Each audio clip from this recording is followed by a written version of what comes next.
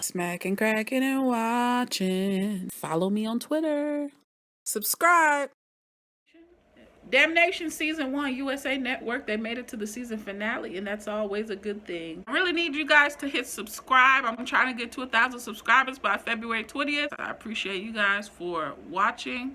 You know, YouTube's making all these huge changes that's basically beating up the smaller channels. I'm just throwing it out there. Who cares? I'm saying it. The smaller channels are taking all the L's, and the bigger channels are just thriving. I mean, they're in autopilot, keeping it 100. And we're the smaller channels out here, we're trying to grind. So I'm trying to get to 1,000 subscribers by that date that they gave us, and I'm at like 619, I think, right now. So help me get there, y'all. So if y'all watching this, hit subscribe, share this video. I appreciate it. Congratulations to USA Network and Tony Toast, I think is his last name. There's so many things about this show that I can appreciate, and I know you guys do too. It's dark, it's still comedic at the same time, but the drama is real, especially in episode 9, and everyone stepped up for the greater good of the town, for the community. And I think community is what makes this show, makes you want to keep watching it. We see so many different characters dealing with abuse and neglect. We see science come into it, holding secrets. Most importantly, it's a show about reinvention of yourself. They push the limits for sure with the whole brothel situation. It's when they touch religion, I believe. In my book, that's how I feel. I feel the way to push the envelope is when you play with people's religion.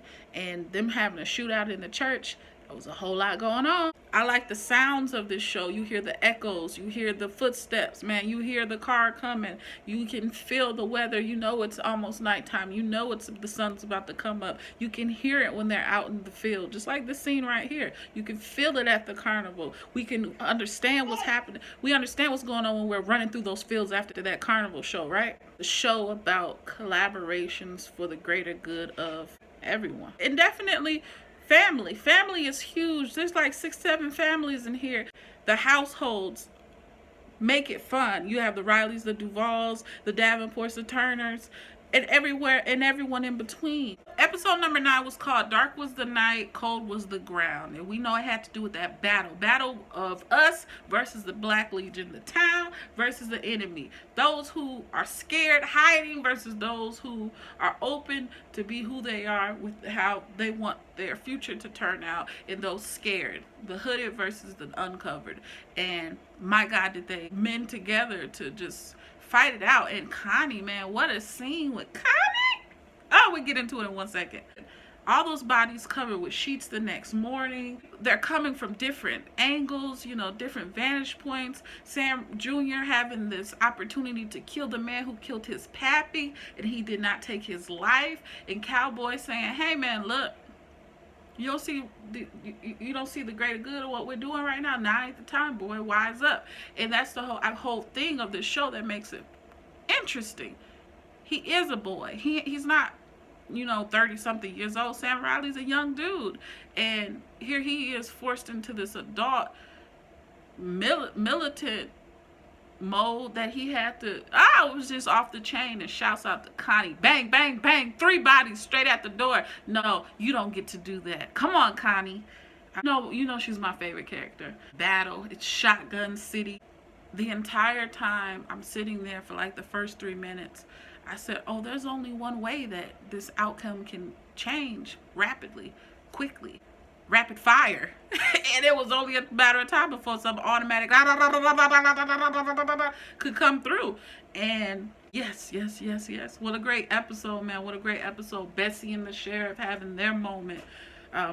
Talking about Pearl, her mother. Your mother's not a toot. Your mother was a singer for Memphis Pearl, and she's singing Motherless Child, which is one of the deepest songs right after Strange Fruit. Her whole world is turned upside down, and Connie with her finger on the trigger as the little girl is talking to her, and we're talking about bad man. Brings up the girl's father, and she's sitting here like, hey, he didn't kill my husband. I killed this girl's daddy. Now it's a war going on outside the door. What am I to do? Nothing is as it appears. And she's one of those people that is the unlikely leader and hero. Come on, Connie. The world is full of bad men, and it's an endless. She would never be successful at ending every battle. She would never be successful at getting rid of every bad man. It's just not possible. There ain't enough hours in the day, and ain't enough bullets in the world to do it. Not a one-woman army. And she realized it. Now DL, dang man, DL Sullivan, RIP to him, went out the way I think he wanted to go out. I knew the moment we saw those vintage soda pop bottles on the table that he was smart enough to grab a piece, because we saw how swift he was with the guns at the carnival. And he said to Annie Oakley, hey, come on now, I don't get no better influence than that. Now we know how Seth Davenport's first love passed away. It wasn't from the barrel of his gun. It wasn't from his doing. It was his father's choice in the church. Dang, man. And his father said one of the best lines of this entire series. Heck, you're me all over again. And that's a point that I've been trying to hit for a couple episodes in reviewing it, saying, hey, Creeley is his father so much, and so is Seth. They act just like this guy. They have pieces of him. It's in his DNA makeup, unfortunately, but that's how it is, and they're kind of using it for the good of the, holding. But I love it. I love it. I love it. Did y'all catch that blood on the Bible too in episode 9? I feel this is a perfect opportunity for us to jump into episode number 10, God's Body. I think there's two main points of this finale. It is Sheriff and him busting Melvin in the head. The second would be Connie and Amelia. Is Amelia dead? Is Connie dead?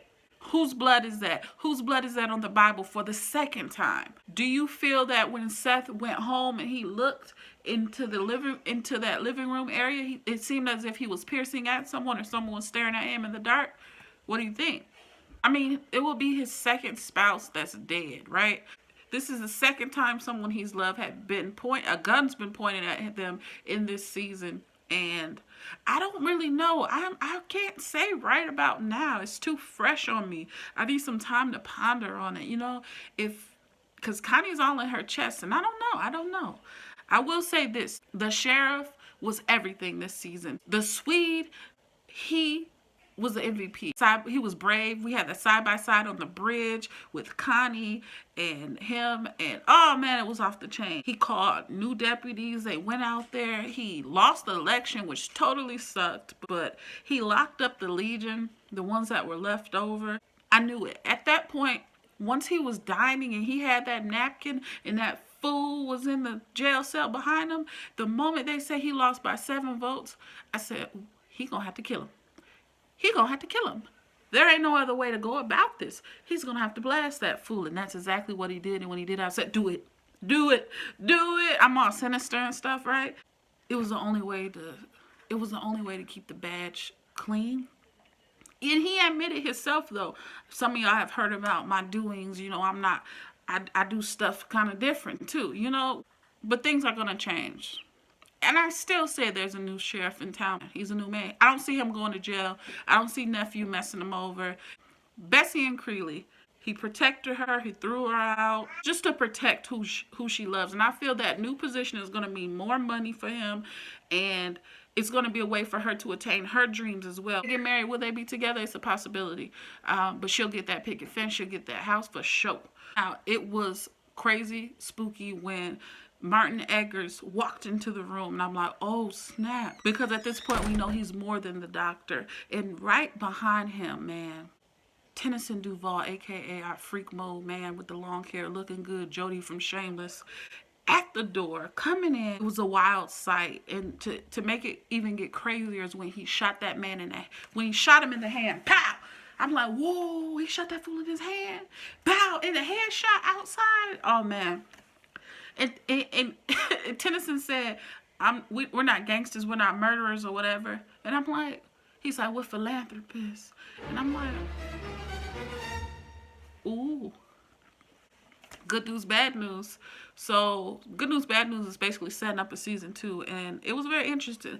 Even though he's gone and he's dead, I still want to talk about Melvin Stubbs, because this fool really, really did his deed to be sheriff. And he's claiming that he's defending the people. He was claiming to defend the people, but how can you defend the people when you're really a coward? Because you're hiding behind what you're hiding. And even in the midst of being arrested and taking that walk of shame with the cuffs on, going to jail, he's still lying. He's still lying under arrest, keeping face with this terrible, terrible haircut, man. Horrible haircut. But what a heck of a role. Melvin Stubbs, he was a jerk, man. He was definitely a 3-letter A word, straight up. Now, Seth did an outstanding role this season, man. He said, I will split you from the rooter to the tutor, from the to the throat. I said, whew. Amelia. His role was off the chain, too, because she was hurt. DL got shot because of her, she feels. Still bossed out, smoking her cigarettes, you know. Tells Connie the truth because she ticked off. She like, yo, look, this is what happened. I did it. Flip, flap, like a flapjack. Upside down, shaken, not stirred. This chick is all the way in her feelings, all the way capable of doing anything. And when she turned to Mrs. Riley and she said, can you take care of Brittany? I'm like, oh, snap. It's going to go down between these two. And I hate that because I hate that they put the two women against each other because they always do that. I will say this to wrap this up.